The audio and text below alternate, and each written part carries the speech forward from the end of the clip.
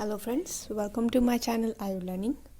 आज इस वीडियो में हम बात करने वाले हैं स्वर्ण वंग के बारे में।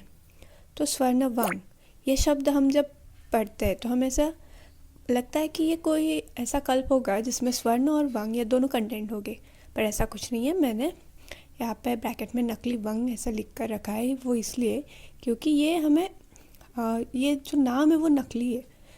मतलब हमें ऐसा लग रहा है कि वो उसमें स्वर्ण होगा, पर कोई भी स्वर्ण का ना उसमें अंश तक यूज़ नहीं किया है, बट फिर भी उसे स्वर्ण वंग का है।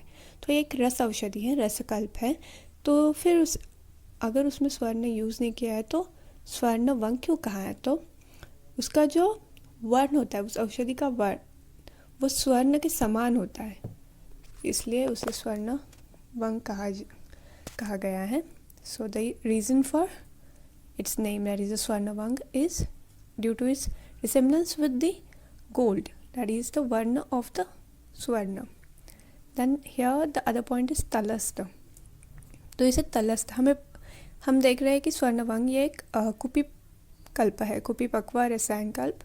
तो जब हम कुपी में औषधियाँ बनाते हैं तो वो एक तो कंठस्थ यानी कि यहाँ पे जो जम जाएगी वो, या फिर तलस्थ तल भाग में बॉटम में जो औषध बन जाएगी उसे तलस्थ कहते हैं, या फिर दोनों कंठ तलस्थ भी बन सकती है।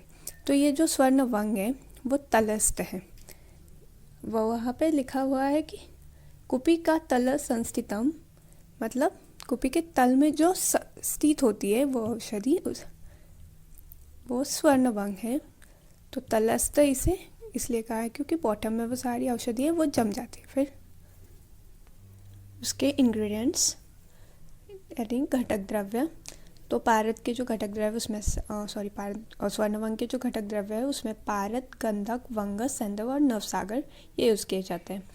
ये याद रखना चाहिए कि उसमें गोल्ड यानी स्वर्ण का यूज़ नहीं होता है। ये वेरी इंपॉर्टेंट पॉइंट है एंट्रेंस या फिर वाइवा पॉइंट ऑफ व्यू। तो फिर ये जो पारद, गंधक, वंगा, सैंधव, नवसागर है वो स्वर्ण वंग के कंटेंट हो जाते हैं, गोल्ड उसमें नहीं है। और जो पारद और वंग का रेशियो है वो रसतारंगिणी में दिया हुआ है कि 1:1, दैट इज समभाग होता है वो।